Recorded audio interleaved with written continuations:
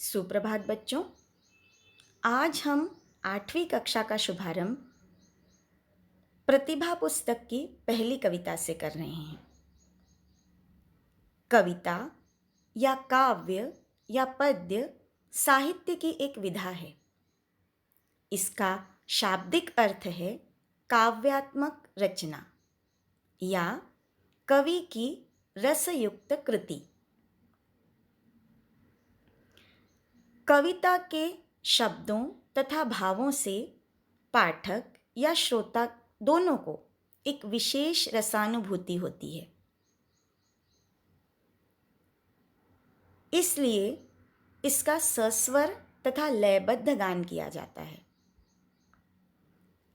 तो चलिए सुनते हैं हम यह कविता, जिसका शीर्षक है आज तिरंगा फहराता है। आज तिरंगा फहराता है और इसके कवि हैं श्री सजीवन मयंक। प्रस्तुत कविता में कवि ने आज़ादी, स्वाभिमान और बलिदान का मूल्य समझाया है।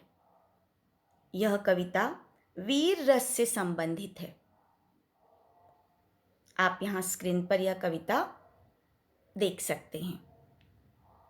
आज तिरंगा फहराता है। आज तिरंगा फहराता है अपनी पूरी शान से, हमें मिली आज़ादी वीर शहीदों के बलिदान से। आज़ादी के लिए हमारी लंबी चली लड़ाई थी, लाखों लोगों ने प्राणों से कीमत बड़ी चुकाई थी। आज़ादी के लिए हमारी लंबी चली लड़ाई थी, लाखों लोगों ने प्राणों से कीमत बड़ी चुकाई थी। व्यापारी बनकर आए और छल से हम पर राज किया, हमको आपस में लड़वाने की नीति अपनाई थी। हमने अपना गौरव पाया अपने स्वाभिमान से, हमने अपना गौरव पाया अपने स्वाभिमान से, हमें मिली आज़ादी वीर शहीदों के बलिदान से।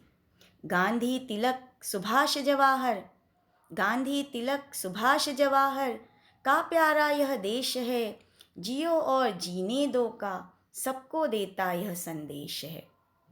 लगी गूंजने सभी दिशाएं वीरों के यशगान से, लगी गूंजने सभी दिशाएं वीरों के यशगान से, हमें मिली आज़ादी वीर शहीदों के बलिदान से, हमें मिली आज़ादी वीर शहीदों के बलिदान से।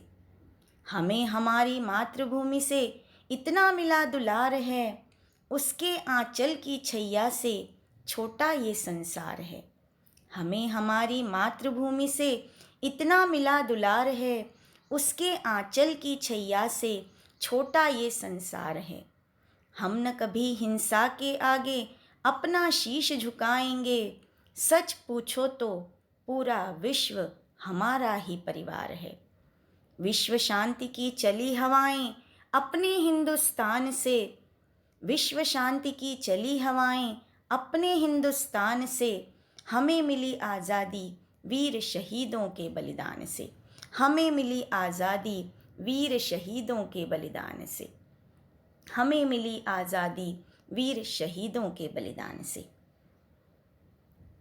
बच्चों, यहाँ हमने यह कविता सुनी, इसे हम याद करने के लिए, यह वीर रस की होने के कारण इसी तरह इसका पाठ किया जाता है, परंतु जब हमको कविता याद करनी होती है तो हम एक लय में भी गा सकते हैं। इसे गा कर भी हम इसको सीख सकते हैं।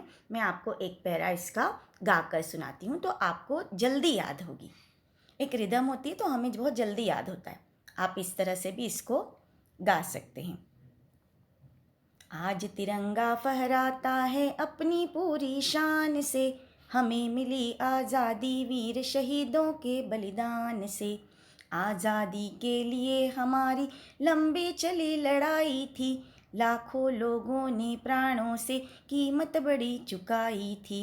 व्यापारी बनकर आए और छल से हम पर राज किया, हमको आपस में लड़वाने की नीति अपनाई थी।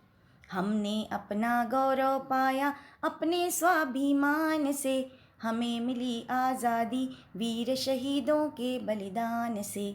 गांधी, तिलक, सुभाष, जवाहर का प्यारा यह देश है। जियो और जीने दो का सबको देता यह संदेश है। लगी गूंजने सभी दिशाएं वीरों के यशगान से।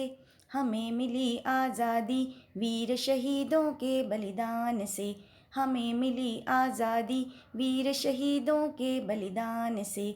आज तिरंगा फहराता है अपनी पूरी शान से। हमें मिली आज़ादी वीर शहीदों के बलिदान से। इस तरह भी हम गाकर कविता को याद कर सकते हैं और आसानी होती है हमको याद करने में।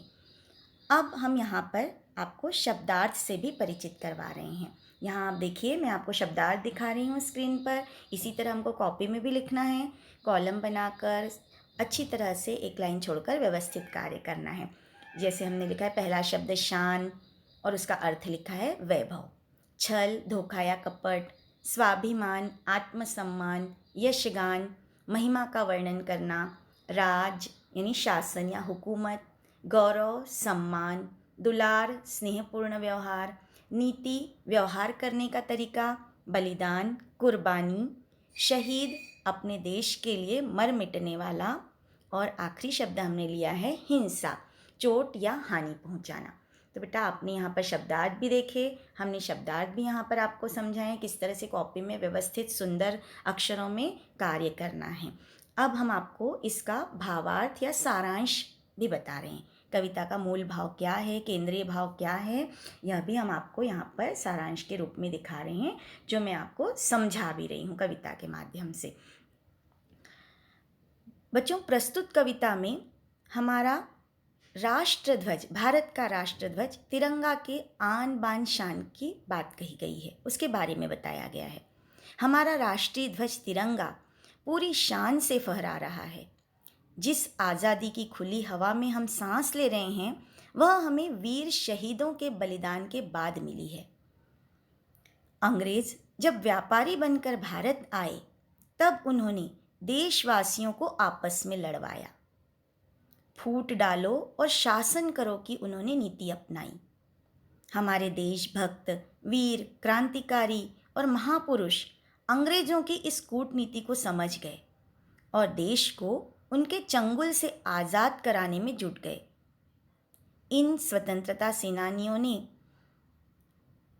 बहुत समर्पण से अपना जीवन दान दिया। महात्मा गांधी, तिलक, सुभाष, जवाहर आदि भी इनमें शामिल थे। इन्होंने भी देश सेवा में अपना सर्वस्व अर्पित किया।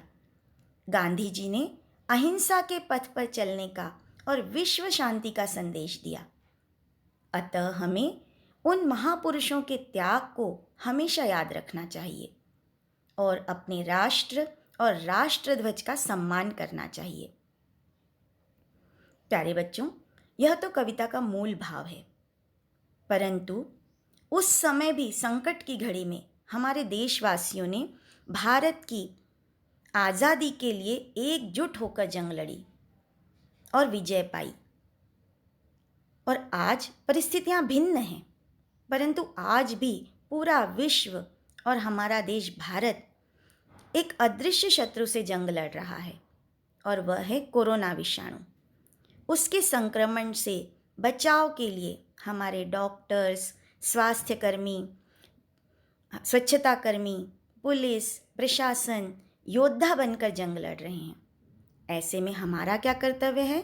हमारा कर्तव्य है कि हम प्रशासन के दिशा निर्देशों का सख्ती से पालन करें, घर में ही रहें, सुरक्षित रहें और स्वस्थ रहें। यही हमारी सच्ची राष्ट्रभक्ति होगी, क्योंकि उसी से हमारी स्वयं की, परिवार की, समाज की और देश की रक्षा संभव है। तो बच्चों, हमें अपने इस कार्य का भी जिम्मेदारी से पालन करना है। तो आज मैंने आपको कविता के माध्यम से कविता का भाव भी समझाया और वर्तमान परिस्थिति से भी अवगत कराया। तो मुझे लगता है यह पाठ आपको अच्छी तरह से समझ में आ गया होगा। यह कविता अब आपको याद भी करनी है और इसके शब्दार्थ भी लिख कर देखने हैं। और अगली कक्षा में हम नए पाठ के साथ आपसे फिर मिलेंगे। धन्यवाद।